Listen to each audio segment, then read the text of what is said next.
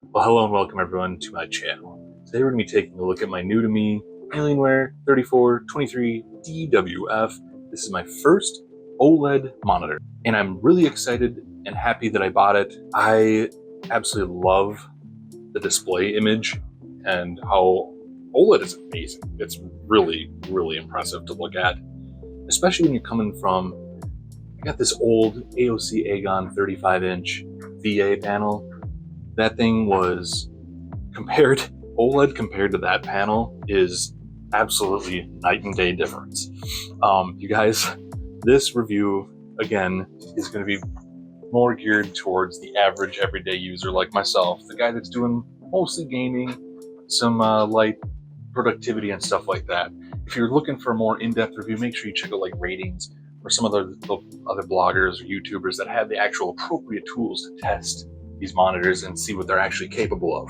Me, this is just everyday type of monitor thing.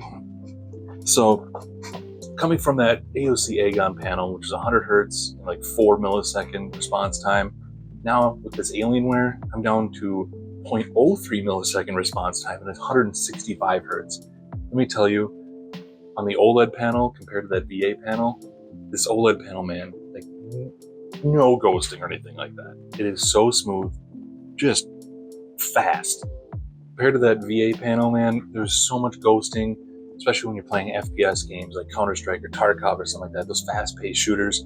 Holy crap, you guys. This is a night and day difference on this monitor, and I am absolutely so far in love with it. I was really, really on the fence with this monitor when I first was researching this, and I was looking at upgrading my old Agon one, and I was looking at this Alienware 38-inch. I was like, might as well get a bigger screen, more resolution and stuff like that. IPS panel. In my opinion, I've had IPS panels in the past, slightly better as far as in some regards. And the specs on the paper for that Alienware IPS panel were really nice and would have been a much bigger upgrade compared to this AOC one. Now, where it gets fun is this Alienware OLED one was also on sale, only $100 more than that 38-inch one. And I was pretty nervous about the OLED panel and the ghosting, and I was like, man, maybe I should just stick with the IPS and I don't have to worry about like any of that stuff, and I just run the monitor how I want to run it. But that's okay. Did some more research, saw it wasn't a big deal. Alienware's got a really nice burn-in warranty with this monitor, so that's awesome. They also have some software built into the panel to help prevent some of that issue. It prompts you after like 4 hours of use to run a pixel refresh, which if you're going hard in a game, you can just hit the button, ignore the thing, or you can just turn it off, and like me, I just leave the monitor running, and then when it goes into standby mode, it does the pixel refresh in that time, and then you're good to go. Otherwise, if you're concerned about it like I was for the first several months of use, I would just use that time to go to the bathroom, grab a beverage, stretch a little bit, and come back, and the monitor's good to go, ready to run. What else can I say about this thing? I mean, the other thing too, I guess I was worried about was the actual blacks of the image being too dark, that I would not be able to see when I'm playing a game like Tarkov. The shadows are running a night raid. This thing's really cool because it has this technology built in. It's like a dark stabilizer where it kind of boosts the shadows and stuff like that, so you can actually play those darker games like that. Or if you're a little scared like me, you don't have to be scared of the dark that way. But I was really worried about that too, but it's not a big deal. You get used to it, you notice it plays basically the same, in my opinion. Another thing that a lot of people complained about too was productivity wise, like reading text or doing spreadsheets and stuff like that, was that the text would have like almost like a chromatic aberration look to it, some color bleeding, if you will, or like pixel. Personally, for me, reading on the monitor, text on this monitor hasn't been an issue at all. I don't know if maybe I'm just way more relaxed with it or if I'm more used to it, but reading websites, text at all, doesn't bother me one bit. I don't notice any of that stuff. I don't know any like text blurring or smearing or anything like that. It looks great.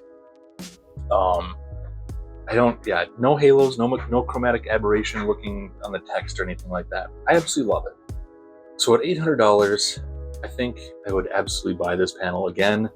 The only downside I think was just kind of losing that 1 inch of screen real estate. It feels a little bit small, so I just have to push the monitor towards me a little bit more just to kind of fill in that immersion and stuff like that. Overall, I've really loved this monitor so far. If there's anything I missed or any questions you have about this monitor, leave a comment down below. Any suggestions or anything you want to see, let me know. But yeah, that's from an average guy's perspective. I think that's going to be where I'm at with this thing. It's a Jesus freaking bugs.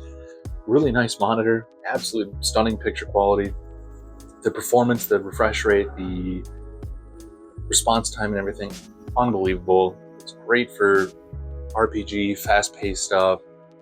Even if you're doing, photo editing, Lightroom and Photoshop or Premiere Pro and video editing and stuff, it works great for that too. The colors and the color accuracy, I think, are very good on this screen. Gosh, I don't know what else I can say about it, man.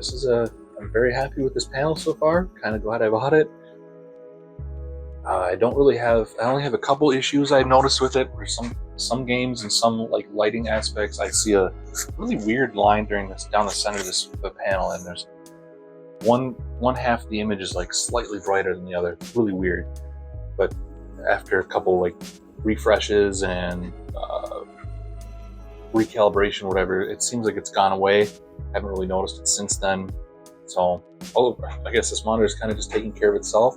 I can't wait to see how long this monitor lasts for me. Like I don't know the lifespan of OLED, but kind of hoping that I get several years out of it, at least make it past the warranty and stuff before I'm anxious to upgrade again or change again. But either way, I'm pretty happy with this monitor so far. I think that's going to wrap up this video, you guys. Let me know if you liked it in the comments below. Like, don't like, whatever. Take it easy, be well, and we'll catch you in the next one.